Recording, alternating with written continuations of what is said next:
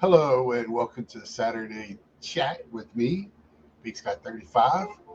Uh, we're gonna talk. Sorry if you hear my phone. I'm doing pretty well today on the eBay's. I don't know what happened today. I've actually had a good week, and even in my quarter sales. So ending the month on a high note, and uh, I did send off yesterday five of my cards and five of a friend of mine from work's cards at GameStop. So that was very painless. If you have a pro, so it's $22 a card and $5 flat shipping. You can't beat that. Most places it's going to be $22. You got to pay to ship it, pay to ship it back, and pay maybe even more. Uh, it's I was very, and it was, they took pictures of the cards really quick and easy, 65 days, and I'll have the next set of the story for you. Um, about 65 days. So 3 months, something to have after and look forward to after the National. And my plan is to take a handful up there about every other week, which is when I get paid. So, uh, you know, uh, that's kind of the plan. And that way I'll have a steady rotation coming in. That's kind of what I did before with PSA when I first started, when it was affordable and I could do personal bulk. But now with GameStop at least, and I'm gonna check it out. I did send one card to sell out of the five, and I have four PCs, including two uh, Gary Carter's from a registry and two uh, uh, Pete Alonso rookie cards. I like to have that 2019 rookie card in PSA. I started doing that unless I found them rare in something else. I did pick up one, I believe, in SGC. So, um, but it's not the 475. 475, I've cracked out a few to send into PSA in the past, just to keep them in PSA. You can see a little bit of them right behind me. Um, but yeah, and I don't even think these are 475. I think these are updates. But I still would like to have, if it's got the 2019 look to it, I would like to have on the PSA. And that's about the only time that I like to get my registry for Gary Carter's and keep the 2019 look for my PSA look for my Pete Alonso's. Uh, so yes, that's something I've done this week. Starting back, had a nice handful of cards shown. Um, Thanks for all the views last Saturday on my comeback show. Sunday night, man, what a fun night with Carlos kicking off the national road to the national. Um,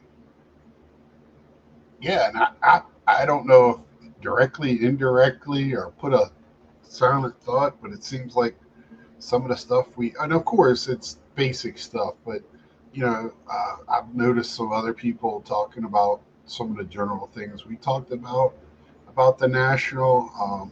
Yeah, I think a lot of people are really interested to see what happens at the national and the reaction of the people at the national, right? Uh, so that's going to be interesting, and I'll talk more about that tomorrow night. Uh, Today, I do want to touch one really quick. Uh, Jeff Wilson's last video, I watched Dustin, Baseball Card Dad, his reaction to it. I don't watch, I don't follow Jeff Wilson, so about the breaking, I really think this one was the one everybody should have really shot him down on. Um, there's aspects of this hobby, and he even brought it out and then tried to sugarcoat it. You know, and Dustin even made a point like 40% of allocation goes to the breakers. That has driven up the prices. That's part of the reason. That goes along with COVID and the new people. And it's become more of a that's the way the prices of cards are. I laid it out when back before COVID, how breaking, because I talked to shop owners that were having problems getting allocation, and the distributors was saying they can get 10, 15 cases every year of a product, and then all of a sudden, they were all of a sudden, oh, I had that for you, and then the week that they're supposed to ship it, oh, only got 5 cases for you. And then the day it gets delivered, they call them and go, oh, I have your other 10 cases. But now they saw what the prices are on the secondhand market, and they jacked the prices up. So that's part of Fanatics is dealing with that. But what they did is they just put their prices up right at the beginning, kind of in the middle there. And then the people that sell them are supposed to sell them at that price. Uh, but I feel like there is a lot of I feel like because of all the money. I mean, if you're talking millions and millions that these people were generating, and it's all not profit, but man, I don't know how much would. I mean, I was adding up some of the prices that people are buying, especially player breaks. That I don't. As a Mets guy, I do breaks when I try to get in on the cheap ones, just like I do anything else. I'm cheap, and I don't know of any player, especially in Series One, that's driving up prices for or of anybody right now, unless it's a Pete Alonso auto, and his autos are not that. There's a million of them, so they're not really crazy expensive. They're not hard to get, uh, and I mean I don't know how big of outside New York is his. You know, I know there's quite a few Mets fans across this country because they've been good at several points, in debt over decades. So that builds a fandom, but I don't think it's like a Yankee or like Judge or any Yankee. I don't think it really matches that. So that's my one thing with that is I don't think it's the evil of the hobby or whatever, but I think it has a lot to do with contributing to the prices going up and how much money's getting thrown around. Because if you're a guy spending $450 on a break, you want to get recoup that money, and then all the flipping starts and the comps and everything. And I read a thing about one comp, like, you know, and I've been saying this as well, somebody looks at it and thinks the next comp, they should make an X percentage more over that, but yet the person buying it most likely wants to flip it, so they want to get it at 60%, 70% less. And then, the person that it's a funny game out there. It's fun to watch some of the dialogue at tables. Uh, when that happens, I've witnessed it. Wesker Griff has some great stories as well. But for me, it's kind of I'm a collector. When I go to buy at shows, I'm buying for my collection. I'm not trying to resell. My resell is my overabundance I have. Trying to make room in my apartment and to get more stuff of what I love that I can have in my collection and cherish.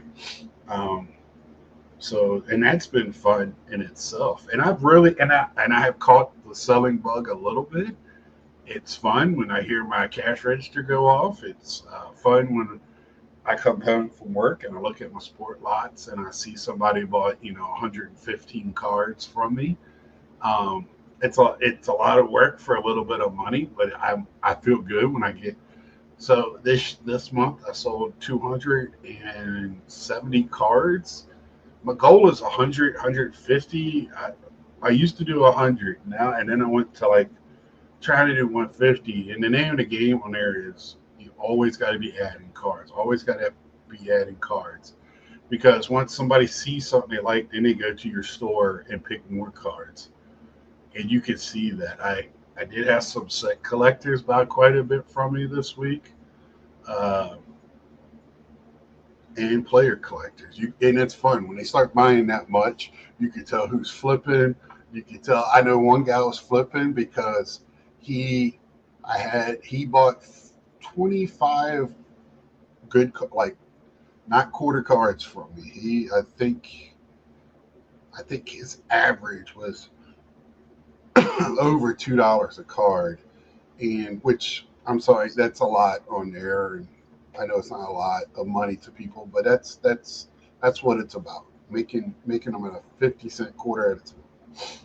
And he wanted four cards. I already look at the comps on eBay and I come under that, right? I am liquidating. I want to move these cards. So I'm always already under that, and then this person put about half of what they are on eBay, almost to the penny. Um, so I was kind of giggling to myself because I know, okay, you want to buy these, maybe even grade them, maybe or just put them on there and flip them and make $4 or $5. You do enough of that, you make money, and you know, pennies make dollars, and dollars make hundreds.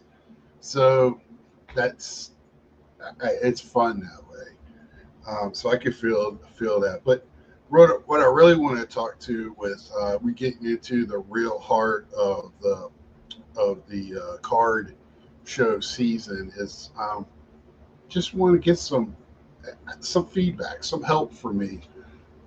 I I, I have kind of again my evolution or my ebb and flow or whatever you want to call it in this thing. I started out as collecting everything. I thought I was supposed to collect every player, every card, really get the players I liked. And then, you know, thank goodness I found this community because I would have gone crazy doing that and I would have cards everywhere and learned, oh, it's okay. I don't have to buy everything. I don't have to get every card from every set. I don't have to get every Mets card. I don't have to get every, you know, I don't need that. And it made me rethink about my hobby and maybe and who I really liked. And I already had books separated for the players I really liked, albums. And now I've been dwindling that because I don't, I'm not buying for those people anymore. I have a few vintage guys that I go after, but I really go after the guys that I watch now, or Pete's at the top. David Wright's not too far behind him. Uh, Johnny Bench, Kyle Ripken. Then I go to like you know, uh, oh, Gary Carter is at the top. Excuse me, but I don't. It's hard for me to find Gary Carter's. So Gary Carter's at the top. P line. I was like, wait a minute. And Ken Griffey, Frank Thomas. But then I get to the vintage, and I found I've really fallen in love with that part of the hobby. But it's not. I felt like when I went to the Philly show, I was almost what I've always talked about. It became like a job. I like this guy, so I need to get his cards. And that shouldn't have been. I want to get what I want to get, right?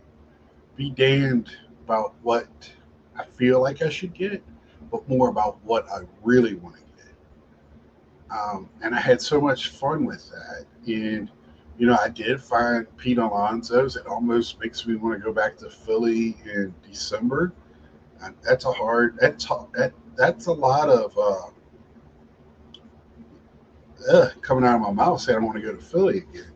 But you know, it was a good show for Mets cards, even being in Philly, just being up in the north. I saw a lot more than I see down here. Of course, it was Philadelphia everywhere, but I did get to see some Mets cards. I did get once they found out I was a Pete fan, people were pulling them out, so it was good. And I'm hoping at this national, if I start doing that same thing, with him and David Wright and Gary Carter, I could find some stuff that I don't have of Gary Carter, and playing day autos is kind of where I'm at. But my thought is, you know, what does everybody else do? Do you have like in the back of your mind, I'm supposed to get this other stuff because, or or do you have a list in your brain? Like Stormtroopers, it was in my list. Star Wars autos. I do have like a pecking order of where cards are. Caitlin Clark, Kelsey Plum, rookies, rookie anybody of any sport that don't even necessarily have to be Hall of Fame, but uh, All Star, somebody that especially growing up that I thought was, for instance, I was a Laker fan. Um, I would love to get a Lou Alcindor, right, rookie card. That's been one of the cards but it's way down my list because I just talked about this other stuff. So I just try to figure out from everybody like how, or somebody, and this might be if I get friends on, we'll talk about when you go to a show because you can make plans, and I ain't trying to give anybody a tip. Your tip is to go and enjoy the show any way you want to enjoy it.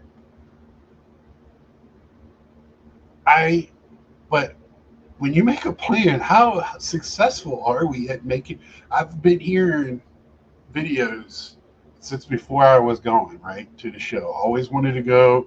My family, my family vacation wasn't any shows in my area at my my 90s. It was kind of dried up. Card shops were hard to find. Uh, if I could find them at all. Uh, so it was basically buying packs, and I didn't know really. I was kind of computer illiterate. I grew up at. I graduated high school. We didn't have computer classes. We were still learning DOS. So I wasn't that familiar with computers and stuff uh, until I went back to college. After a couple of years, I went to college again, not very. But when I went back, I had to learn Windows and stuff like and things like Word. And so I was in the time where the card catalog was still a thing. My first year in college, my first freshman year, it was still a card catalog, right? It wasn't go look it up. The microfiche was still being used. So I was not very, I was ignorant about eBay and all that. I was not allowed to call up uh, stuff in Beckett or numbers in anywhere to my parents would have, credit card to do what? No, that was not going to happen. So that stuff was just not available to me. And then when I got in my 20s, I just didn't have the funds to do any of that anyway. I just bought packs here and there, the occasional box, but not it was a special occasion. Um, got Christmas or birthday money. But, that was kind of where I'm at. And I'm just kind of wondering, you know, when I went to that Nashville, that was my first show in a long time. Um, and then, I was in Iowa, and I started getting shows out there. They were having shows quite a bit out there. Made friends with the circuit of people out there, with a lot of the dealers and card shop owners, and so I got I went from this ignorance to this high like collegiate learning process of the ins and outs of the hobby as we know it now, right? So, before I moved out there, I found eBay, I found other card selling platforms. So I did have that, and right before, um, so I am kind of new to that part of the game. It's probably been 15 years, 14 years, and I call that new to that. For me, I've been doing this. I believe I'm starting my seventh year now. I need to look, uh, and then, but I think I watched my first video maybe 10, 11 years ago. So, me, my evolution, and because I use that word a lot. And if you've been watching me a while, I talk about this quite a bit and I talk through it. This is my outlet, is y'all, to talk through my thought process of how I collect. And I like to bring it up and just throw it out there. Because I had so much fun at that show and other shows after that. Now, don't get me wrong, I picked up a Mickey Cochran here. Love that Mickey. Would not give it up. I got a list right now on my phone of Mickey Cochran's, Roy Campanella's, and uh, uh, my man from Pittsburgh.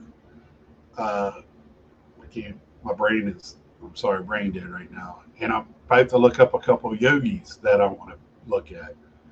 So I'm not talking about just not doing it. I just say, do you stick to a plan, and how serious is that plan? Or do you just, I just want to go into it. If I start making plans, it becomes a job. That's not what I want my hobby to be. I have a job. Believe me, I work there today. I'm going to work there tomorrow. I'm working like 10, 11, 15 days in a row for the national. But I told you before, I love my job, love doing what I do, love the people I work with. Uh, and so that's, you know, just trying to talk through it and any feedback. I hope I'm not rambling enough, rambling a lot. I love going to shows, but I don't want to go to a show and feel like I'm clocking in. I want to go to a show, relax, enjoy the vibe, talk to people, listen to. I love. I'm a big person watcher, people watcher when I go to these shows. See what's going on. I listen, keep my mouth shut, ears open a lot when I see stuff crossing tables because I want to hear what's going on, and I might even ask the dealer, about it after you, if you don't mind. Um, so yeah, that's my thought process. Last couple of years, and I'm going to do this. My waiting when I go to a big show, right? I'm even going to do this at a gaming convention later.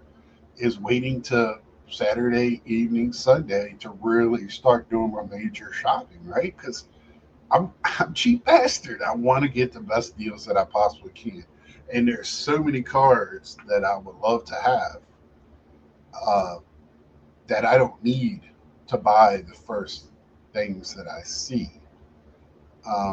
Now, if it's something, a deal of deals, like I got, man, I still feel that year.